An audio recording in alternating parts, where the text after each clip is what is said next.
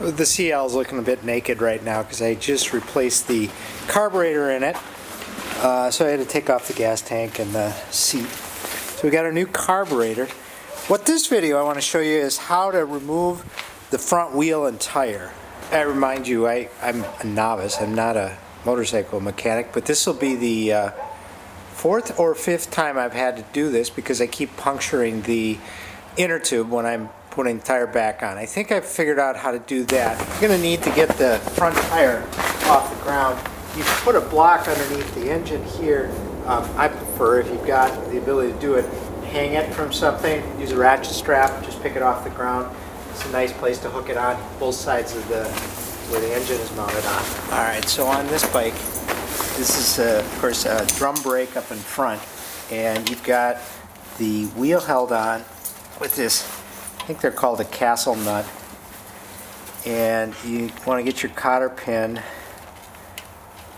straightened out, pull that out, and then actually this is probably just hand tight. Just take this off, and then there's a washer in here. There's no washer on the other side, so now I'm gonna just sort of support the wheel a little bit and take this axle bolt out. That's what that looks like. Now I'm going to drop down. See this groove right here? There's a here, let me show you. You can see right here on the fork, which is the left fork, has a corresponding bump that rides right down in there. So make sure when you put it back on, you slide it back up there. Alright, so you could take this is your brake adjustment. You could take this nut all the way off, and that would allow you to pull this cable out through this slot and move it away. First time I did that, I ended up breaking off this tab right here and had to buy this whole new assembly. You can see also my speedometer cable has come out of its connector here too. I got to replace these. These are all cracked anyways, but it's a little trick. It's kind of a pain to take that off. You don't need to, because you can just pull this whole thing straight out, and so this will come out. Here are your brakes. There's a spacer on the other side of the wheel, and you want to take this off, because otherwise it'll just fall out someplace and get lost. Taking your tire off the wheel is not too tough, but you do need a set of these tire pry bars. So you can just put your tire. Now here's where I'm sure I'm wrecking my inner tube is I'm hitting it with these pry bars and pinching the holes in it. So when you put it on, I'll show you what I've done, and maybe it'll work this time. So you can see I'm just working my way under the tire here. See, I got those under there. Now I'm going to move them, and you can see how easy it is. Just work this tire off. So I got one half up. Technically, I think you could pull the inner tube out of here. Here's the inner tube. Pull it out and probably replace it without taking it off the wheel, but it's just not that hard to get the whole thing off.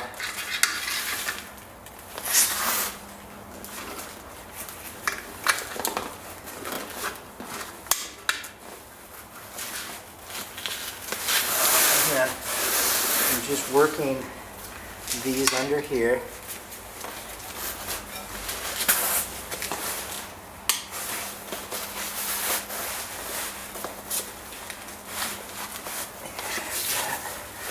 Probably do it. Yeah.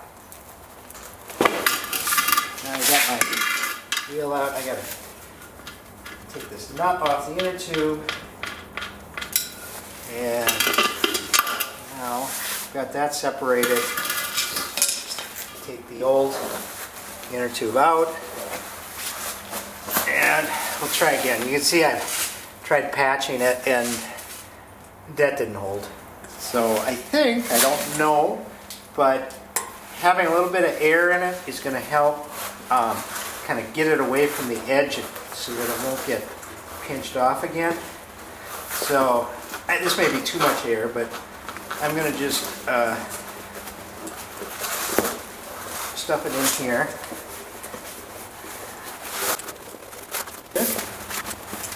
And now we're going to bolt our valve stem back on here.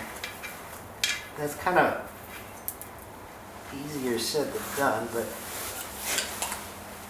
with some air in the tire, that is a lot easier. So let me just get that bolted on so it doesn't shift while I'm fighting with it the rest of the way. And I need to have enough of the valve out here so you can get your air valve on it. Now we're going to work this back again, being super careful that I don't pinch that inner tube in there this time. Let's see if I can do it, how much I can do without having to use the tools.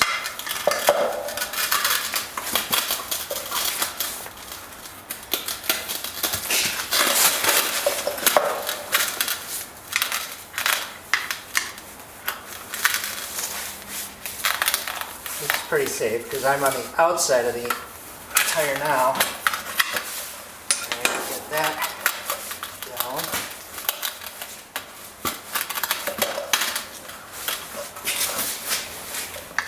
Now, carefully work my way around.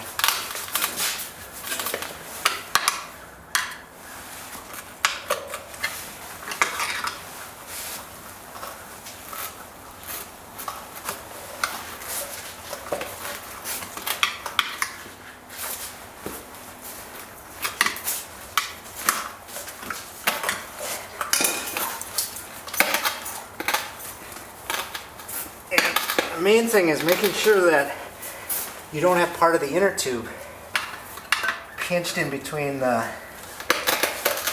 rim and the tire. Okay, now this is the hardest part right here.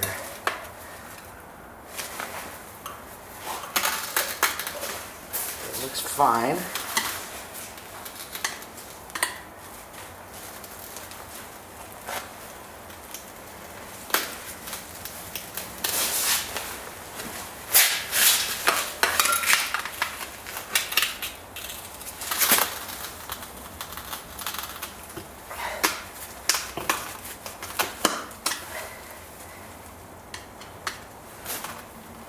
Probably started right where the valve is.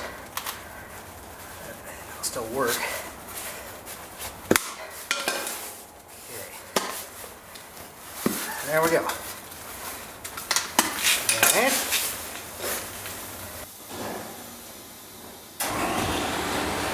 Okay, we're just going to reverse our steps, put it back on, take this whole assembly. I'm going to just roughly align these tabs with these holes.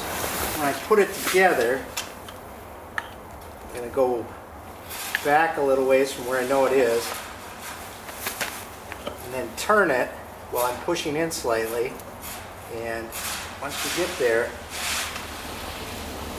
it'll slide in, and obviously it's in place. The axle's over here ready to go in. I'm going to just slide this up while holding the spacer there so it doesn't fall out. Put that tab in the slot. Get that axle bolt, slide through there. Come out the other side. Put our wash back on there. Put our castle nut on there. A bit of grime on here. And this should not be tight. You don't want to squeeze everything together.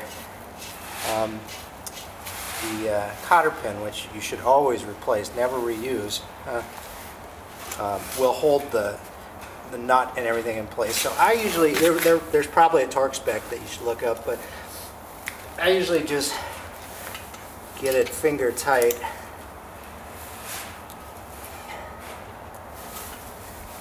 Put your brand new pin in there.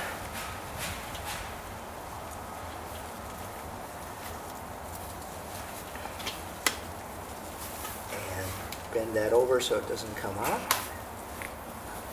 Now you should be good to go. If you've got the front wheel off the ground, it's a great time to adjust the front brakes to make sure they're in spec, but I'd leave that for another video. This, obviously, got to replace that. All right, dress the bike back up again and we'll give it a shot.